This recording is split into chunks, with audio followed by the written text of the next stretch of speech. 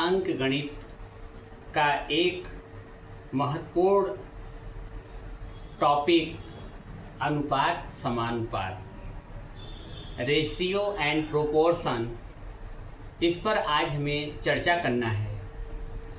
सबसे पहले हम बात करेंगे अनुपात किसे कहते हैं। हम छोटी कक्षाओं में पढ़ते चले आए हैं अनुपात के बारे में। कहीं पे हमें x बटे y दिखाई दिया, उसे हमने सीधे बोल दिया अनुपात। सही है, उसमें भी कोई कमी नहीं है। कहीं हमने a/b देखा तो हमने बोला वो अनुपात है। आज उसी को हम डिफाइन करेंगे और डिफाइन करने के बाद कुछ उसके प्रकार के बारे में देखेंगे, फिर कंपटीशन के सवाल को देखेंगे।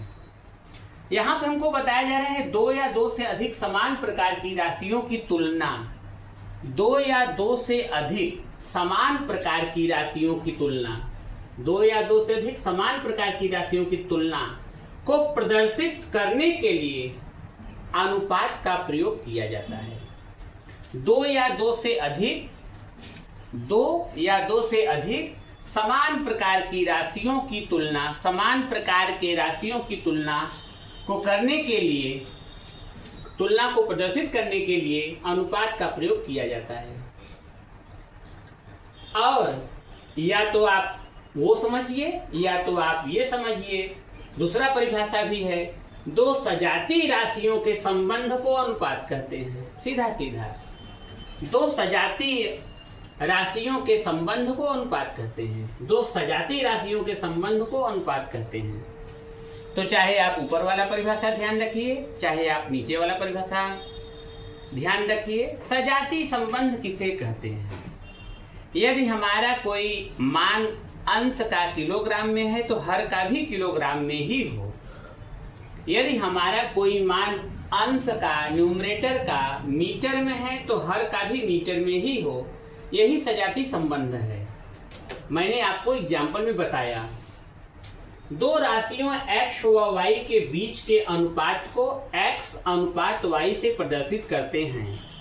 अनुपात का संकेत यही दो जो आप बिंदु देख रहे हैं, वैसे तो कोलन भी से हम लोग कहते हैं, यही दो बिंदु ही आपका अनुपात है। और जैसे मान लीजिए कहीं पे आपका लिखा हुआ है x अनुपात y, तो x को क्या कहेंगे, y को क्या कहेंगे।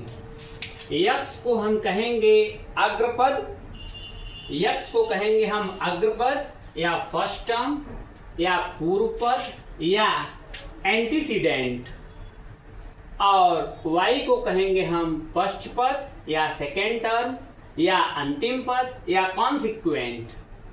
तो x आपका है एंटीसीडेंट और y आपका है कॉन्सिक्वेंट। इसको हम ध्यान से समझेंगे। अब आइए हम अनुपात के प्रकार के बारे में समझें। टाइप्स ऑफ रेशियो क्या है। टाइप्स ऑफ रेशियो अलग अलग पुस्तकों में अलग अलग प्रकार से बताया गया है, लेकिन मैं आपको 6 प्रकार के टाइप्स ऑफ रेशियो बता रहा हूं। पहला, दूसरा, तीसरा, चौथा, पांचवा, छठवां। देखिए आप, पहला है वर्गानुपात या द्विघाती अनुपात, डुप्लीकेट रेशियो। डुप्लीकेट रेशियो वर्गानुपात या द्विघाती क्या है। जैसे मान लीजिए 2:3 दिया हुआ है तो इसका वर्गानुपात होगा 2 दूना 2 का स्क्वायर करेंगे आप, अनुपात 3 का स्क्वायर करेंगे तो 2 दूना 4 हो जाएगा, 4:9 हो जाएगा। और दूसरा है आपका वर्गमूलानुपात, जिसे हम सब डुप्लीकेट कहते हैं। तो वर्गमूलानुपात 9:4 दिया है तो हम क्या करेंगे, 9:4। यहाँ पे हम इसका वर्गमूल निकालेंगे, 9 का वर्गमूल आप निकालेंगे तो हो जाएगा 3:2। घन अनुपात की बात कर रहे हैं, 3:4 दिया हुआ है, इसे हम लिखेंगे 3/4/4/3। अब ये हो जाएगा 3 त्रिका 9 त्रिक 27, अनुपात ये हो जाएगा 4 चौके 16 चौका 64। घन मूलानुपात की बात कर रहे हैं, 27:8 दिया हुआ है, ये आपका घनानुपात था या त्रिघाती ट्रिप्लिकेट भी इसे बोलते हैं।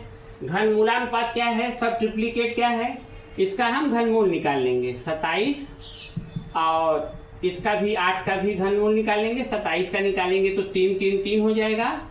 इसे हम लिखेंगे 3 गुणते 3 गुणते 3, और इसे हम लिखेंगे 2 गुणते 2 गुणते 2, 3 अनुपाते 2। और विलोमानुपात की बात या व्युत्क्रमानुपात की बात करें, जिसे हम रेसिप्रोकल या इनवर्स बोलते हैं, सीधा सीधा यदि 3 अनुपाते 7 दिया हुआ है तो इसका व्युत्क्रमानुपात हो जाएगा 7 अनुपाते 3। जस्ट उल्टा कर देंगे, व्युत्क्रमानुपात में इसका जस्ट उल्टा कर देंगे। और मिश्र अनुपात या यौगिक अनुपात या जटिल अनुपात क्या होता है?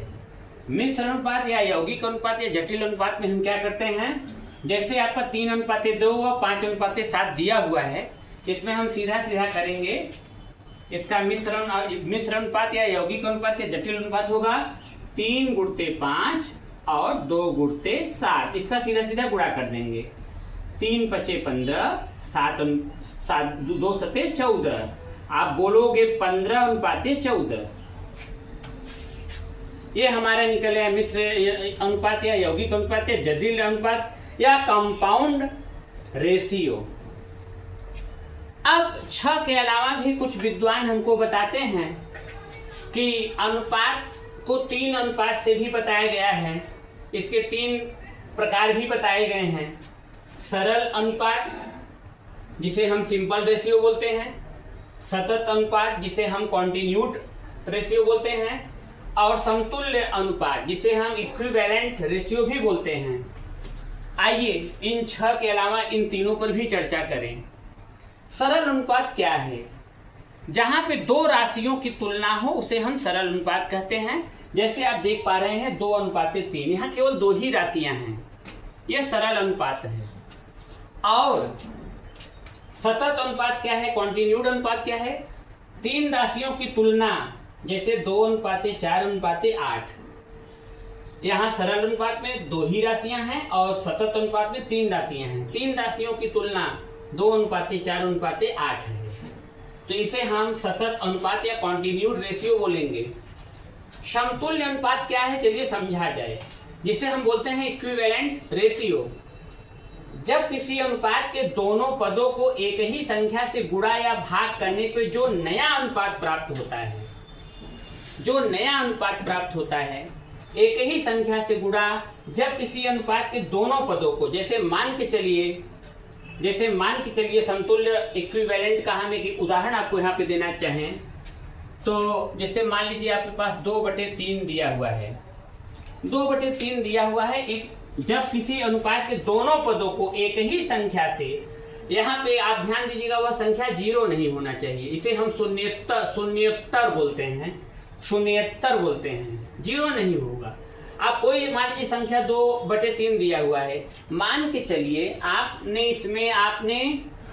एक ही संख्या से गुणा किया या भाग किया, तो मान के चलिए मैंने इसमें मैंने 3 से ऊपर नीचे गुणा कर दिया, तो आपका हो जाएगा 2 तिया 6 और 3 तिरिका 9। तो अब आप कह सकते हो कि 2/3 बराबर 6/9।